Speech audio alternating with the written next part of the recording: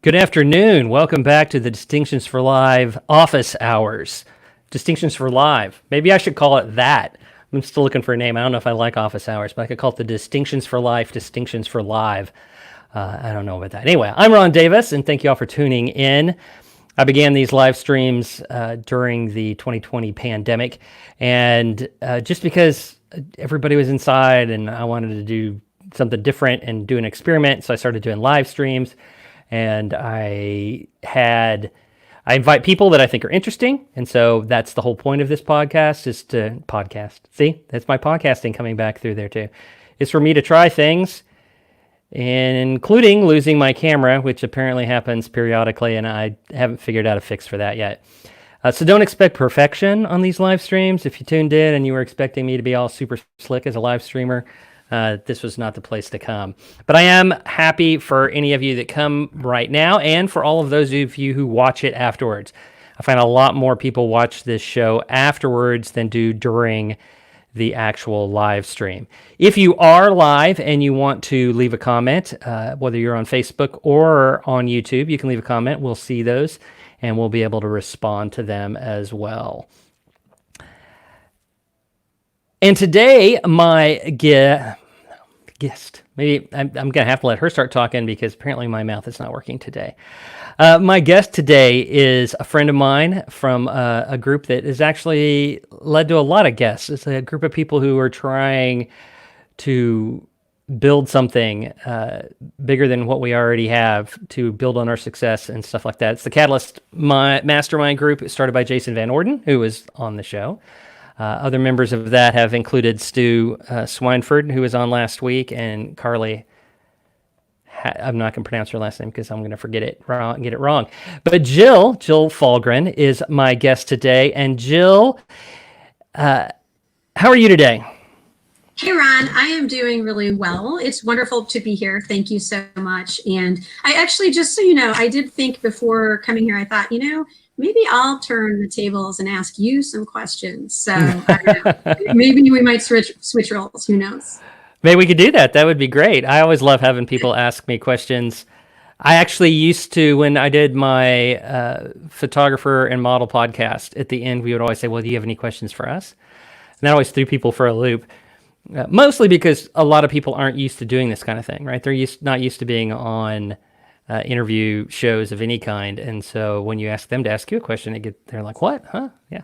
But no, I'd love to. That's one of the things I noticed when we've talked in the mastermind, that it seems like that there are parallels between what Distinctions for Life does and what the Impossible Life does, which is your business. I may be completely off about that, but we're going to find out. Ron, it looks like you're gone. Can other people hear you? That was the question. Can you hear me? All right, so my camera goes away, and I guess the audio goes away with it, so you couldn't hear me talking. Is that true? Correct. Okay, so I now know that when the camera goes away, so does the audio. What I was going to say was, and I don't know where I was in that, so I'll just start over again, that one of the things, it seems like there's a parallel between some of the stuff that you do with the Impossible Life and what I do with Distinctions for Life.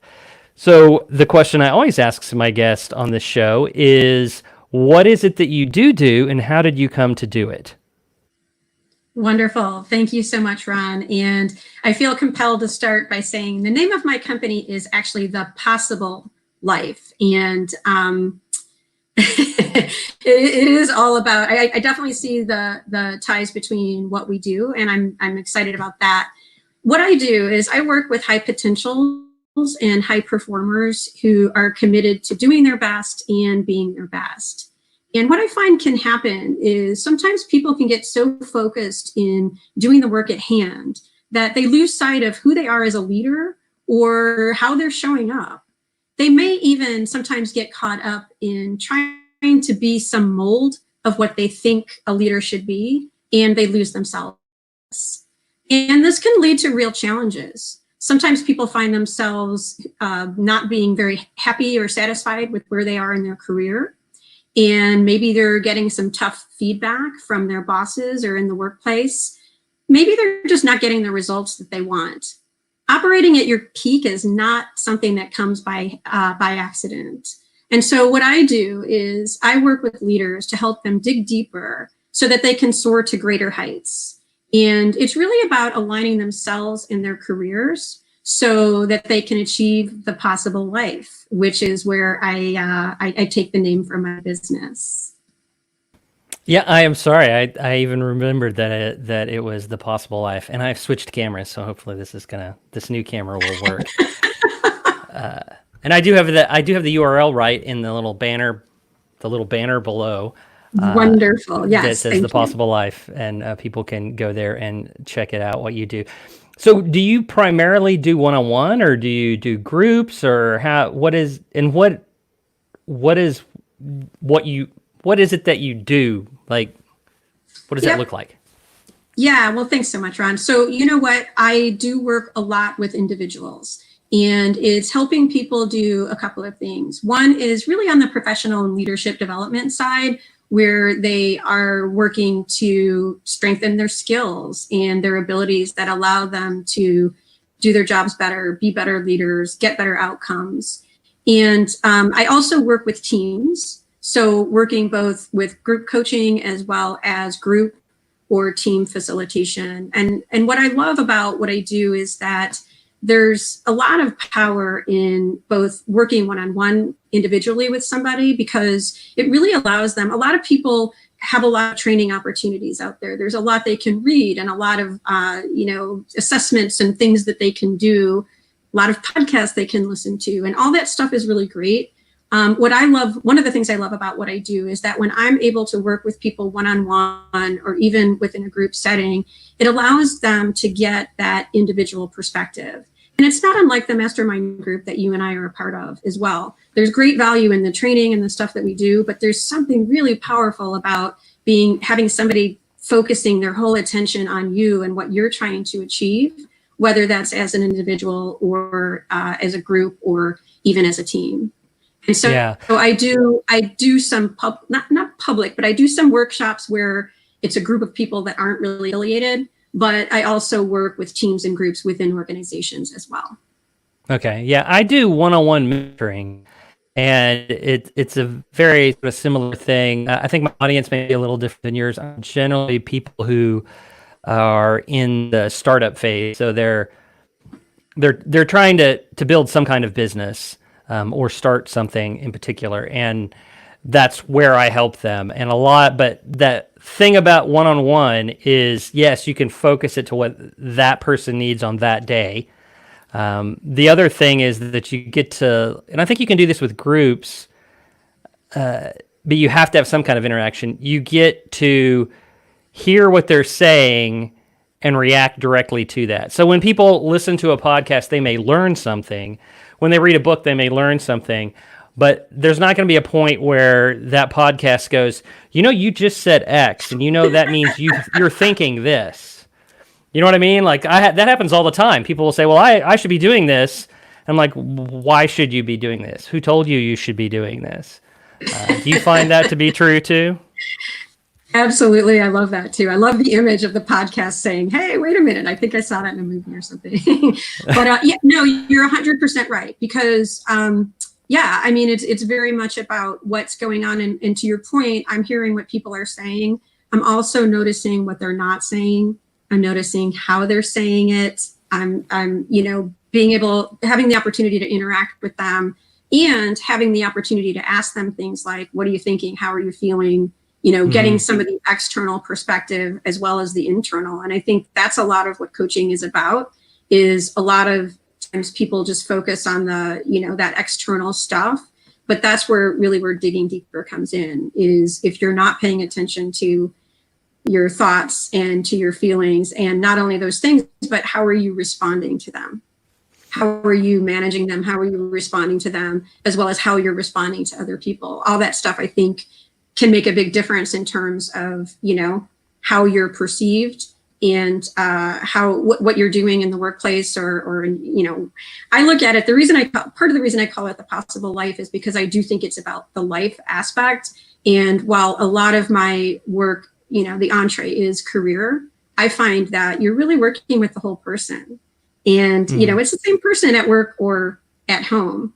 You may be acting a little differently or talking about different things or whatever, adapting to the situation. But the reality is you're still the same person. And I think being able to bring that in and helping people realize that, I think allows them to take things, to have greater impact, both in the work they're doing, but also in how they're experiencing themselves and how they're operating within their career. Yeah, and I also think that one of the things that you kind of alluded to in there, and that I see, is people need to be able to think about what they're thinking or how they're thinking. And I don't know if that's a learned skill, if it's sort of a natural ability or what. I guess I believe it's a learned skill because I believe I can help people learn it. But that idea of being able to see your own reactions or see your, like why did I react that way? Why do I feel this way? All those internal things. And as you say, yeah, those are completely relevant to your career, your business, or whatever, but they're also relevant to your relationships and being a parent and all those other things. It's that ability to kind of see yourself and what you're doing and question it. Yeah, so first of all, sometimes people need to need help kind of moving into that space, because who the heck has time to think about what you're thinking about, right? Or who has time for emotions, because there's so much to be done, right? And I think especially in the US, we're in this very much an action biased, need to do type of mentality and type of approach. And that's really wonderful in some scenarios. Some scenarios you need to do that. That's what helps you be successful. But there are also times when there's a lot of value, like you said, in slowing down and not just rushing to solution or rushing to action, but recognizing that a lot of my success or a lot of my impact is going to come from my ability to slow down, to be aware of those thoughts and emotions, and to be able to leverage those in a constructive way.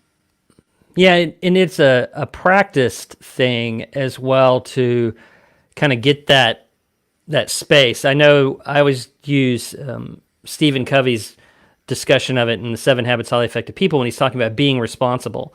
And he means having the ability to respond. And that he says that over time you will sort of lengthen the distance between stimulus and response, and therefore you will have more time to think about your response than responding. And when I have a protege or something that's just doing something sort of instinctively, they can't. There is no time in there. But having someone like me on the outside going, you just decided you should do that, why? And ask that question makes them do it. But having done that, they just sort of start developing that sense that, hey, I'm reacting. I'm not, it maybe, or they do something and they're like, why did I do that? And before they might or might not have thought about it, but now that they've kind of done it once, it shows up again in future incidents, at least of that particular thing. Absolutely. So definitely the word practice comes to mind, right? It's something that you might try out and, keep practicing it, because it's not going to happen. You don't just decide you're going to do that and you switch on a light switch and then suddenly you're doing that every time, right? Yeah. And I'm reminded of the work by Robert Keegan and some others of the whole idea of subject-object move, so that when you're just responding and you're just, I am angry and you're feeling the emotion and that's just sort of taken over, you are subject to it. You don't really have control over it. But when you take that, when you have the ability to take that moment to be aware of it, and you said, like you said, lengthen that gap so that you're able to make that intentional choice, that shifts you into a position where that emotion or that thought or feeling or whatever becomes object to you. So then you do have that control to decide how to respond to that. And I think that's a really powerful concept to think about. I myself, right, have many situations where, especially when we're under stress, right, especially in this time of COVID and everything that's going on, where, I'll just respond to something and then after the fact think like, oh yeah, probably wasn't the best move, right? But when you can start to realize that, okay, I don't have to just react that way every time. I can start to notice it. And it really does start with the awareness, and after the fact, recognizing it is the first step towards becoming more aware of it in the moment and when it happens. And that can definitely lead to some powerful shifts for sure. Yeah. And I think once you get that, it starts applying to everything. We're talking about sort of having, well, it feels like we're talking about having an emotional reaction to something that happened. But I was thinking about yesterday when we were in our mastermind group, and one of the people was on the hot seat, and he shared a link, and I said, "Hey, can I share that link?" And then I went and I was posting it while he was talking, and I started realizing this is exactly what he wants people to do. Like what I'm doing right now is what he wants people to do. So it was that ability to kind of step back from what I'm doing and saying, this is what I'm doing. I need to tell him about it so that he can encourage people to do what I'm doing. And it is that sort of, that ability to see actions that are happening or sequences of actions that I don't know, you see them separate from yourself, and then you're able to apply them or see that there's something that somebody else is trying to do. Because a lot of times we try to, in a situation like that, is you're like, what do I want people to do? And you try to come up with it and think about it. But if you watch yourself do it, you're like, oh, wait a minute, that's a thing I want them to do. And that's another example of this sort of this stepping back. Do you ever have trouble explaining concepts that work, that like you know how to do them but you don't know how to explain them, or you know how to think about them, like what we're doing right now? It's like I've tried to articulate this thing dozens of times, and I'm not positive yet that I have gotten it down in a way that I feel I could share with other people. Does that make sense? So may I share two things, Ron? One Absolutely. is 100%. I am constantly, talk about knowing what you're thinking, right? I am constantly thinking, wow, I could have said that better. or after the fact, think like, oh, it would have been much nicer to say it this way, right? Or sometimes somebody responds to you and says it so nicely and cogently, and you're like, oh yeah, that's much better as I'm stumbling over my words and whatever, right? But I also want to say is I don't want to lose your point, because I love it. I love what you just said. That whole idea of it's so easy to in that kind of situation to say, oh, somebody shared a link with me, and you look at the link and then you move on and not even see kind of that bigger learning or that bigger insight of, oh yeah, not only did they share the link with me, but what they would also be helpful for them is to share it with other people, and that would be helpful not only to them but to those other people who could benefit from, I don't recall what the link was, but whatever it is you might be sharing. And I think that's a really, really great insight, because I think it is easy when you're kind of not really paying attention to what's going on. I feel like almost we're shifting into mindfulness now or something, but that you do like miss those opportunities. And I think it's the same thing when we're talking about like, not slowing down enough to recognize what we're thinking or feeling or whatever else may be going on, because we're so laser focused on that next thing that we need to do or whatever. So I love that. I think it's brilliant. Yeah. He was sharing, he had made a workbook for nonprofits. So if anybody wants this, it's a workbook for nonprofits on how to do marketing for Giving Tuesday, which is next Tuesday. And I know, well, Catherine Bisson was on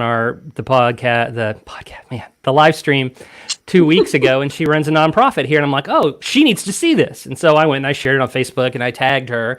And then I thought of somebody else, a friend of mine who's a captain of the Salvation Army. I said, this might be relevant to you too, in a comment. And that's when it triggered in my head, because we're sitting there at the same time. I mean, because I'm doing this in the middle of the call, which I don't know is great, but in the middle of Mastermind, that we're giving him advice on how to do this, how to reach people. And I am here doing this thing to reach people, right? And so I think at least a little of it, I was actually able to be cognizant of what was going on, because we were continuing to have a discussion about what he could be doing. It's so very meta. Yeah.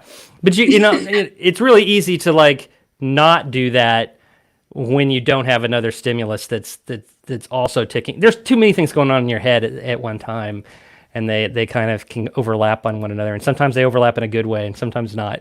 So it's kind of, you have to get lucky sometimes. I'm wondering if the universe isn't calling you back to podcasts, because I'm noticing that seems to be on your mind a little bit here today.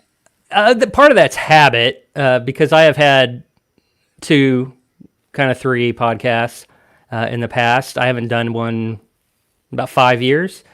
Instead, I'm doing Distinction Live. I made a conscious choice to do video instead of doing another audio podcast. And actually, the big thing for me right now is staying focused, because I could turn this into a podcast without even I wouldn't have to learn another new thing. I would just have to set up a system to do it. But that system's going to take a while to put into place and make all that stuff work. And I have other priorities that should be number one, right? You know what I mean? It's just, when you have a lot of opportunities, I think that can be as big a problem as having none. It's good to have that awareness, right? Yeah, that you have to decide what it is. What's the most important thing today? I actually have a tag in my to-do program. I use Todoist to do my to-do list, and that's how I manage my day, as a to-do list. And I have a tag called Day One Thing. And I take the term from the book, The One Thing, by the guy who started Keller Williams. His last name's Keller. I can't remember his first name.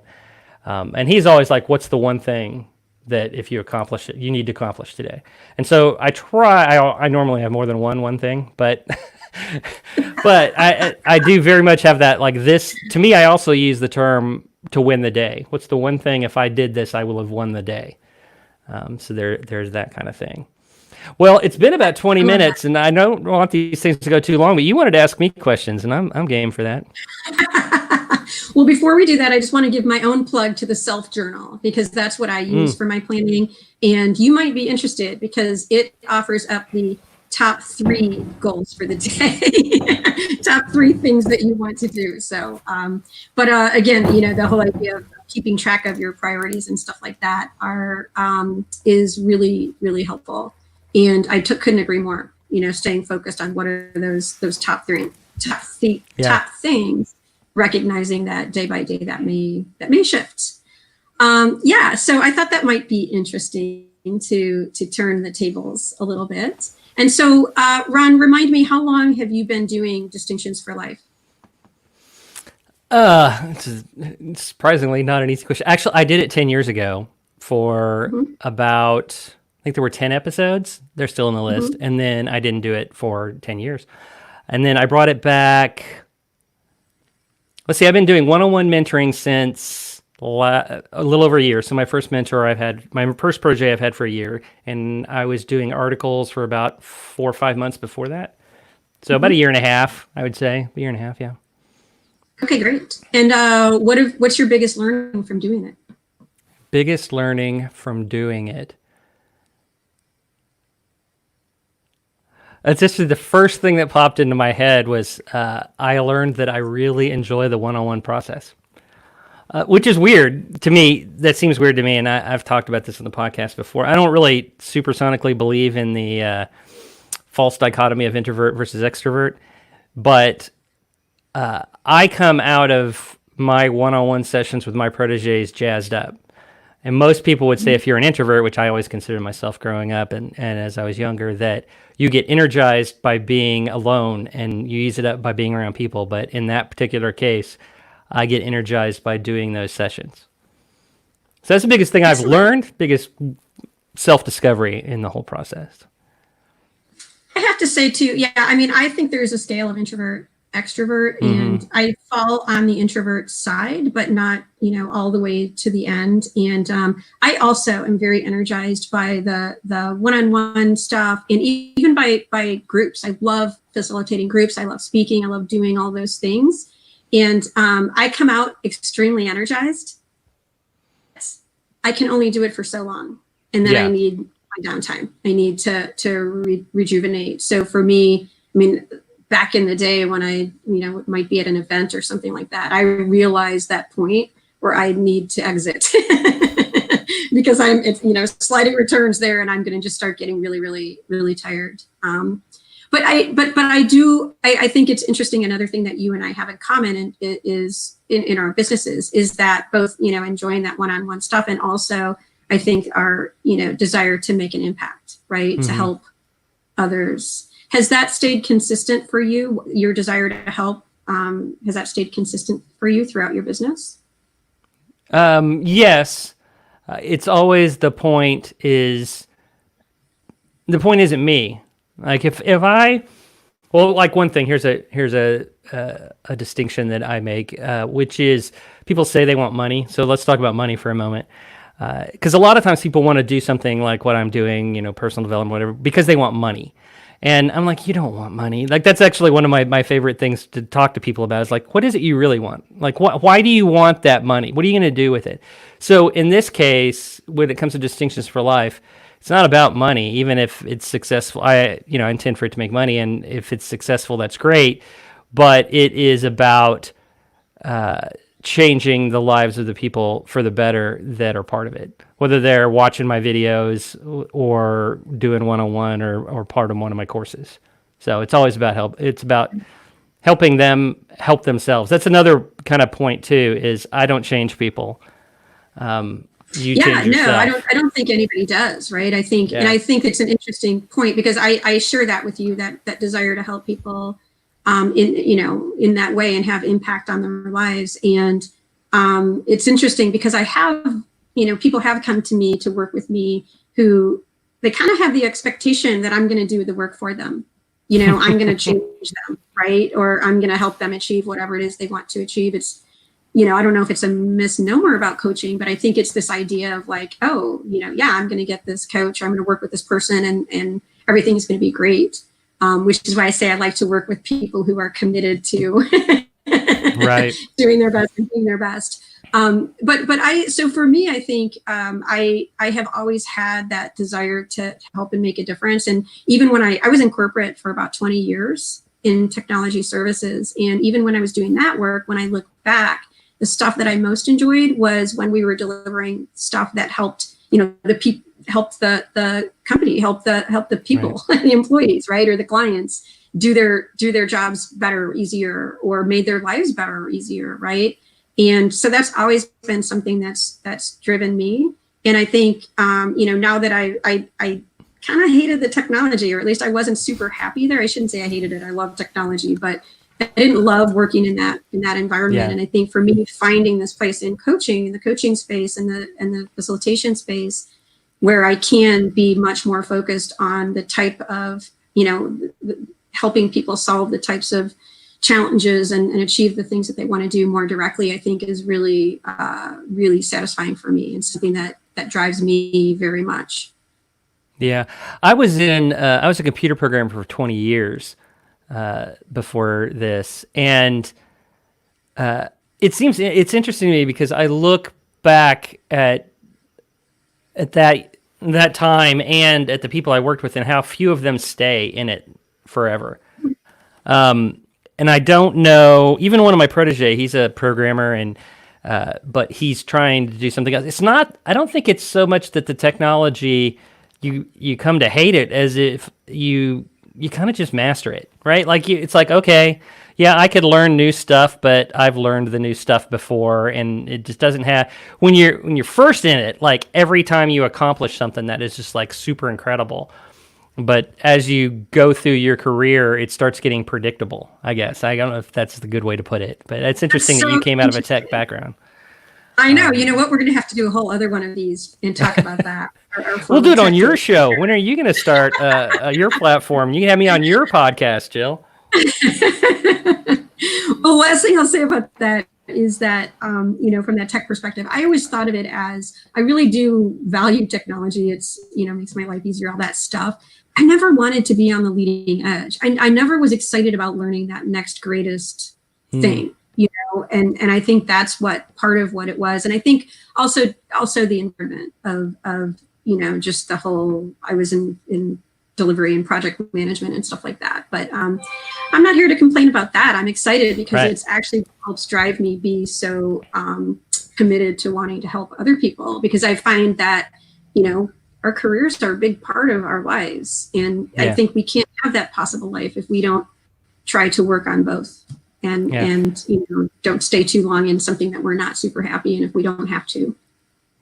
Yeah, I will say that this is funny because as I told you before this, like it always ends up on some other subject. Now you've got me thinking about my tech career. The other thing was I remember many a time wondering if what I was making was really that important. And interestingly, in some cases, I could point to it and say, oh, yeah, this is super important. And in other cases, I couldn't. And that was different. Like, for instance, my first programming job, I worked on antivirus software. So I considered like the thing that I was building did was important, right? It like saved people's data, saved people's computers, their novels, their medical records, whatever it was. And that was important. And then the last company I worked for made software that recovered your hard drive. And so we had story after story after story of I lost my family photos and I ran DiskWire and it fixed it.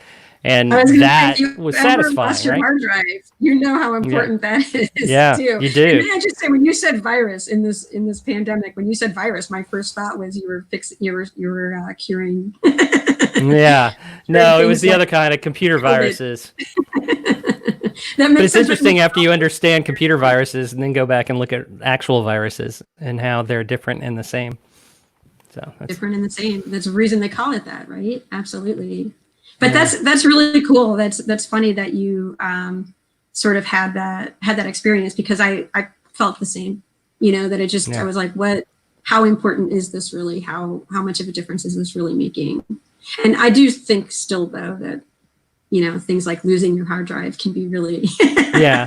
Well, and you know, really I also worked for a company that made compilers, which you know, we made development tools for developers, and that's at least a little removed, but any piece of software ever written had to have somebody do that, so it could be important. And I worked for a company that made sort of web development backend, and it could be good, could be, I don't know, you know. That was the problem, which I don't have now, right? Is before I was like, okay, is this thing that I'm doing, is it really important? Is like it really helping anybody? Whereas what I do now, there's no doubt every time I have a meeting, if I don't leave feeling like we did something important, then we didn't do the meeting right. I love it. I love it. That's wonderful. Yeah. So, Jill, no more questions? Was that it? I think I'm questioned out, but thank you, Ron. You were a wonderful guest. That is all right. So, Jill, how can people find out more about you? Yeah, thank you. So my website is thepossiblelife.com, and I am on LinkedIn. It's pretty easy to find me because my name is pretty distinctive, Jill Fahlgren, Fahlgren. And I'm also on Twitter at Jill Fahlgren. So pretty easy to find. All right. Thank you, Jill. And thank you all of you who have watched this whole thing and or been here and probably are a little seasick because my secondary camera is not level. But thank you so much for watching the show. And if you would like more information about Distinctions for Life, if you're watching this on YouTube, you can subscribe to the channel right below. If you're watching it on Facebook, you can go to the Distinctions for Life Facebook page and follow, whatever you do on Facebook. And I am too on LinkedIn. I don't do as much on LinkedIn as other people do, but there'll be more. There's more. It's always happening. Always trying new things, finding out what's going on. But I'd also encourage you to go to the Distinctions for Life website. Now it is distinctionsforlife.tv. And if you go to .com, it'll redirect you. But .tv, and there is, when you go there, you'll find out all the stuff I do, the mentoring, the speaking, the YouTube channel. There's also an email that I put out on every Friday that I send out 5 different things that are stuff that I'm interested in right now. Generally, it's a book, a tool, a YouTube channel, and a thought, something you should be thinking about. And I've started putting in as a bonus a quote of some sort, relevant either to the things that were sort of the theme of that letter or is just a quote that sounds good to me that day. And if you go to the website, a pop-up will come up and you can just enter your name and address and you will get the next one, which comes out tomorrow, by the way. And I think it's a good one. They're always good ones. I don't put them out if they're not good ones, which may mean I spent too much time on that stupid email. But anyway, again, thank you for watching this, whether you're watching it live or watching it afterwards. And until next time, so Sunday, there will be a new distinction coming out. This distinction is part 2 of how to look better on webcam. And it has a bunch of new suggestions for that. And then we will do another live stream next week. Thank you, and goodbye.